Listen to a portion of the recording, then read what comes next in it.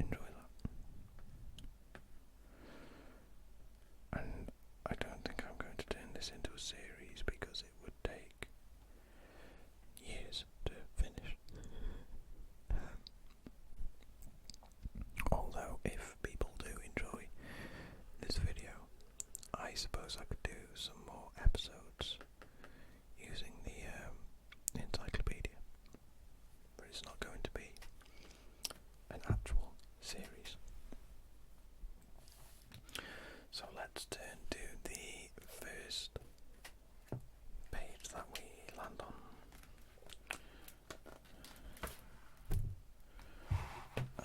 We have landed on the mammal section and the whales. They do have, of course, official names. I'm not going to embarrass myself by trying to say some of them. So, of course, we have the blue whale, which we all know is the largest animal, or largest mammal. It's huge, it's got a little bit up here. It says consuming about 4.5 tons of krill every day during the main summer feeding season. The blue whale is the largest animal to have ever lived. A newborn measures at least 19.5 feet or 5.9 meters and guzzles 50 gallons of milk per day, adding 8 pounds to its weight every hour. Now that is a lot of weight to put on in an hour. Imagine putting on 8 pounds every hour. That is what a blue whale do. Yeah. I do believe that they are relatively undocumented as well.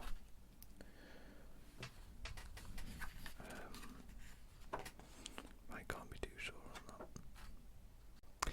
We'll move on to the mammals, the squirrel-like rodents, also known as squirrels, and whatever that thing is. Oh, that's a squirrel as well. That's a striped ground squirrel, as opposed to the that thing that is clearly not a squirrel, but it is a squirrel. You know, some of these really don't look like squirrels. Some of them look like maybe field mice or polecats, ferrets. Like this one. This one can't be a squirrel.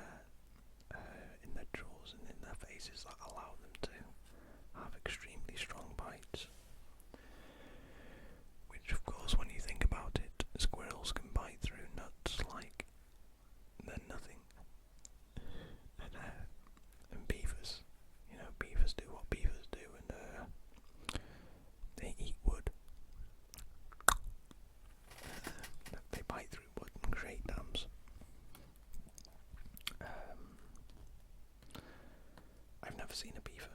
Oh my god. What is this episode? We're moving on from squirrel-like rodents. Because I am going to lose it in a minute.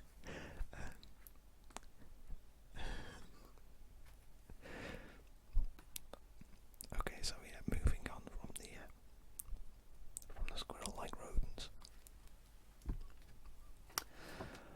onto birds of prey. I really, really like birds of prey. Where I live, you can see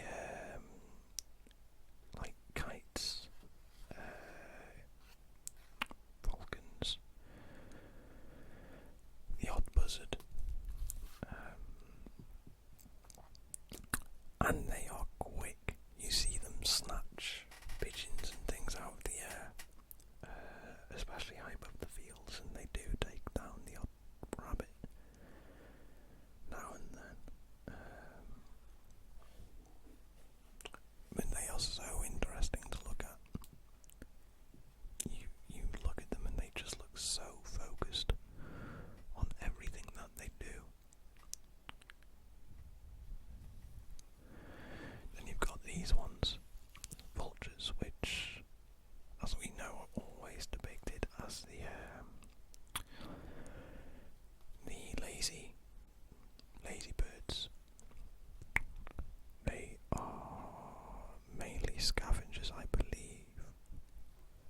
They somewhat opportunistic and will go after the gills or the carcasses of other animals rather than taking down their own prey, such as eagles and falcons.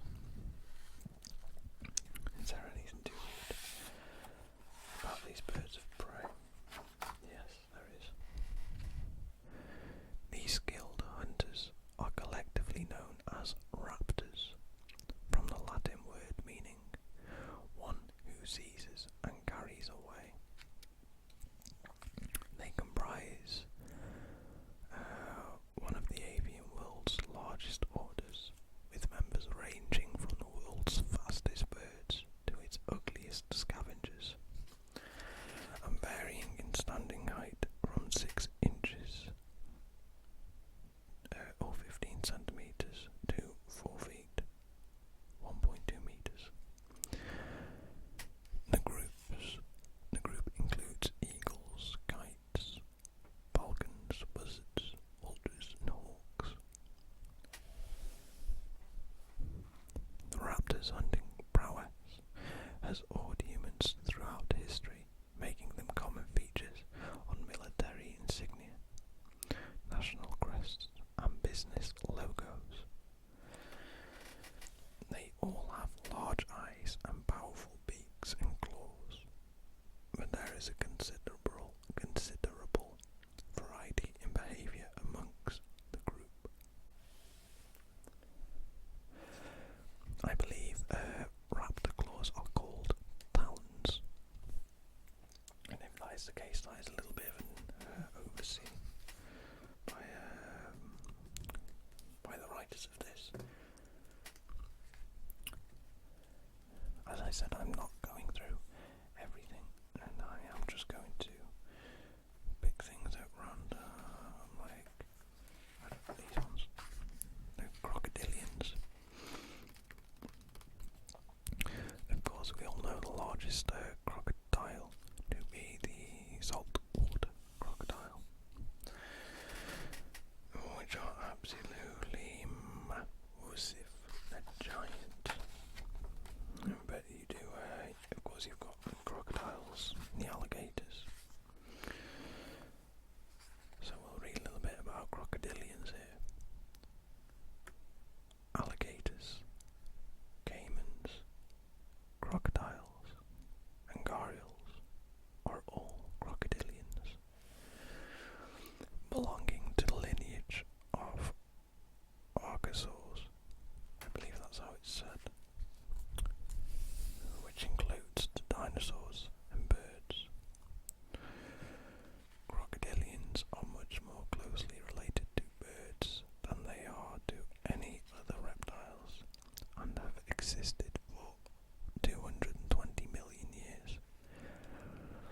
since the Triassic period. Part of their success is a result of being the top aquatic predator in their domain, as the body formed of crocodilians stayed the same. They are often called living fossils, but these beasts have been evolving for millions of years and are very different from their ancestors in the age of dinosaurs. Unlike most reptiles, crocodilians are very vocal, especially during courtship. Not sure the last bit was necessary to add, but we'll go ahead. We'll go ahead and just accept that as what it is. Of course, we all know that crocodiles are fairly quick even on land, and the best way to run away from crocodiles is to zigzag, because they're not very good at turning and will basically just chase you directly. But in a straight line they are extremely quick for something that looks like a handbag.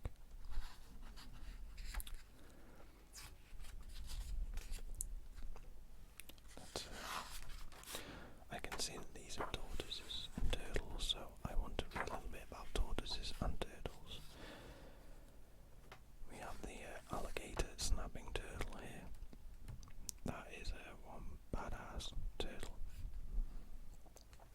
Now, one thing that always bugs me is when people mistake tortoises and turtles and confuse them for each other. A turtle swims in the water. They are aquatic animals, whereas a tortoise is a land animal thing. I don't know, what is it? Is it a reptile? Amphibian? It's a tortoise. Whatever.